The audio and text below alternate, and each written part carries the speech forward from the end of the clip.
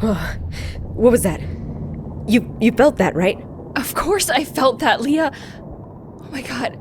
What is that? What's going on, everybody? We're back again for another edition of WJBF Digital, and we are talking to a man today who wears many hats in the CSRA. He's an actor, director, filmmaker, playwright. He does it all, and most importantly, he's the creator of the Gather by the Ghost Light podcast. We got Jonathan Cook in the building. Jonathan, how you doing today, sir? Hey, buddy, how's it going? Doing good, doing good. Now, Jonathan and I, we've known each other for quite some time now. Yes, we have. From the acting scene here in the CSRA.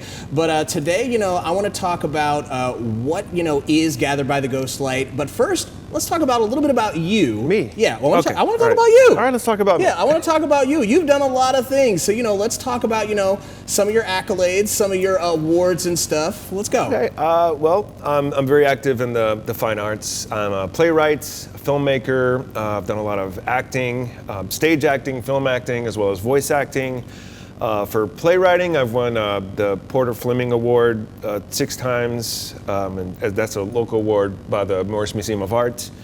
And as far as filmmaking goes, my latest film, Sally's Lullaby, has been in a lot of different film festivals all over the world, and it's won several awards so far, and it's still going. Wow, so how does that make you feel? When did you get into doing filmmaking and stuff like that? Well, I graduated from Augusta State University. It's just called Augusta University now, with a film degree, and that's how I got started. And then just after I graduated, I just kept working on films on my own on the side. And so how does it make you feel, that you've got, all of these, accolades over the years and, people, just giving you, your props? I got to say, filmmaking is a collaborative effort. I feel bad trying to take all credit for these films because there was a lot of people involved, all the crew, all the actors, a lot of good people, a lot of talented people. So props to everyone that helped out on that. Now, we're here today, we're talking about something that's been going on for a while now. We're talking about Gather by the Ghost Light podcast. Talk to me about what that is. All right, Gather by the Ghost Light is a locally produced theater podcast. On the podcast, I produce audio plays that were written by emerging and established playwrights from all around the world. I get professional voice actors to come in and record, and I also do all the sound design myself. I have put on the sound effects, and I just make it a fully immersive experience for anyone listening. The goal is for anyone listening, I want them to feel like they're in the story as well. So, it's all in stereo sound, and it just feels like they're right there with the characters. Very nice. And so how many of these do you have so far?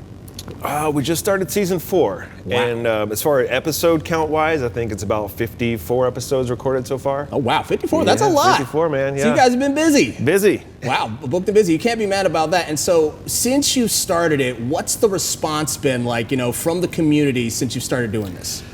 First off, so Ghostlight is a term, it's a theater term. So basically, anytime a theater is unoccupied, when the show's over, everyone goes home, all the lights go off except one.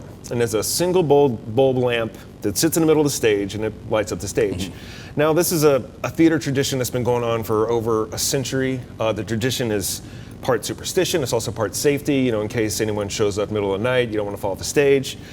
And so in 2020, we had the pandemic. And so during this time, a lot of theaters had to shut down. And and this affected many writers, including myself, because a lot of us had written plays that were slated for production that were getting canceled because no one could go to theater. So my idea was, with the theater shut down, people can't go to the theater. What if I bring theater to people through these audio plays? And I noticed on a lot of the theater websites and a lot of the social media, they were posting the photographs of their ghost light, just as a way of saying, we're closed for now, but we'll be back. So what I did, I met a lot of writers and playwrights over the years, and so I got with them and I adapted some of my own plays to audio plays. And a lot of these playwrights were giving me permission to adapt their plays, and I just started releasing it on this podcast, and the response has been overwhelming. Even when it started, people had to discover it, so it was kind of a slow curve on the graph, watching the stats go up. But eventually, people from all over the world are listening. Even after the pandemic, there's still subscribers and followers, and just people finding it every day. Thousands of listens coming in. People are just tuning in and still listening. They still have they have their stage performances now, but they also have this other medium where if they want to be entertained with a playwright's creative work, they can still do that. And so this thing is all genres too. It's not, it's, when you hear it, you may think like, oh, Ghostlight, it's going to be scary, but it's not all that. This is, all kinds of things. Talk about some of the genres that you guys do for these. Man, all genres. And yeah, just like you said, Ghostlight is a theater term. I have had people kind of tune in thinking that it was going to be a ghost story podcast, and then what you explained to them, yeah, Ghostlight's a theater term. All genres, comedy, drama, science fiction. During October, I do like to focus on the horror genre. Just like around December, I like to focus on the holiday plays. So there are themes that come along during the year, but for the most part, all genres all year round. Now, the thing that I like most about this, and you touched on it a little bit earlier, is that you use a lot of local talent for this. Do you feel like that makes it special?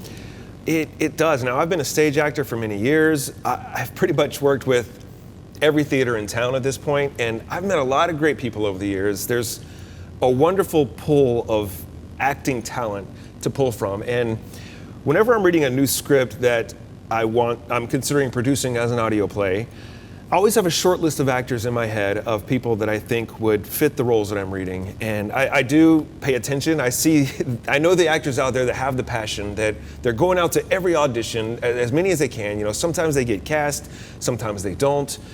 So for me, I'm giving them another opportunity to display their acting skills, not on a stage, but through their voice, through the talents of voice acting. And so for some stage actors, it's their first time ever doing this, and they really, slide into it so naturally, most of them do, and it's been a fun experience for everyone. Talk to me, what's the difference, between being on stage and then, doing something like this? What are the differences? Well, being on stage, that's definitely more of a visual medium. So there's a lot of body language that I can't convey through audio. So there's sometimes when I'm directing actors, I'll tell them as a direction, put a little more energy in your voice, or you put this tone. I think this character would be feeling this right now, or something like that. Just a way to put energy in your voice, since people don't get to see body movement, they don't get to see action.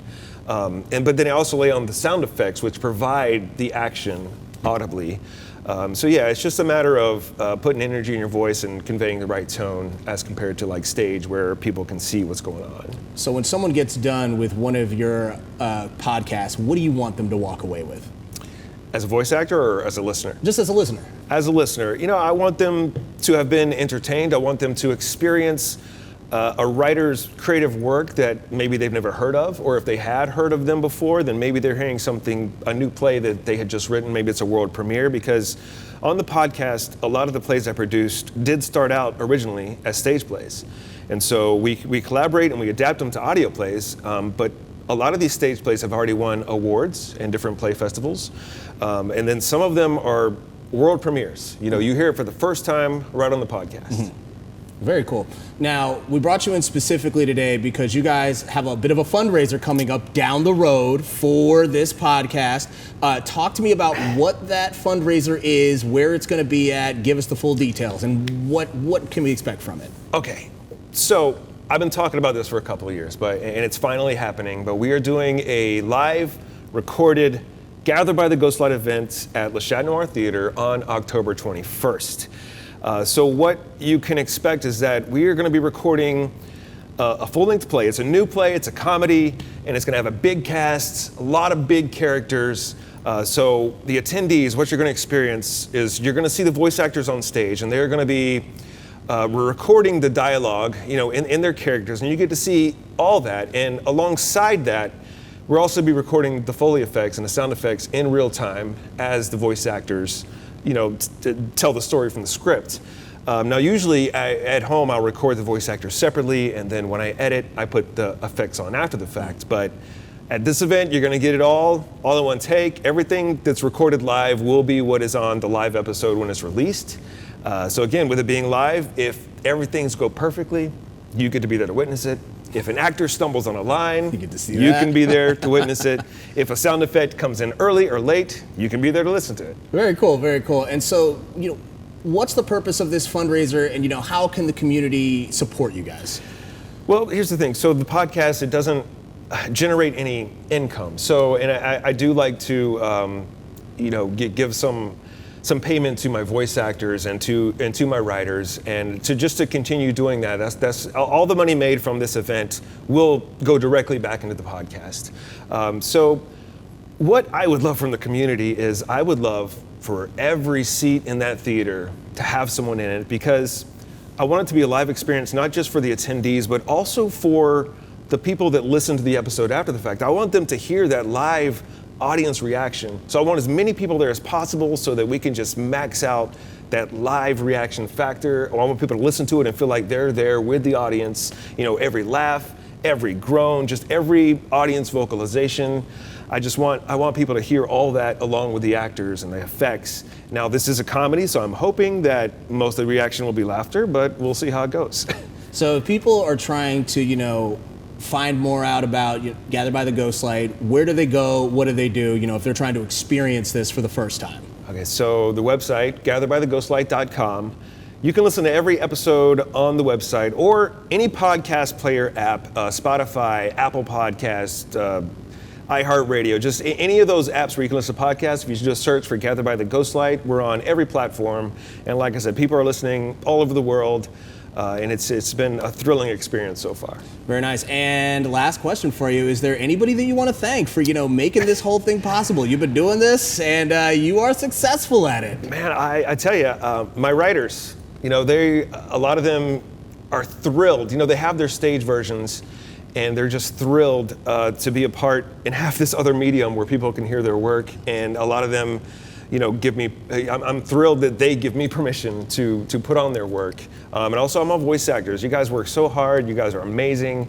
And also, I want to thank you, Brandon Dawson.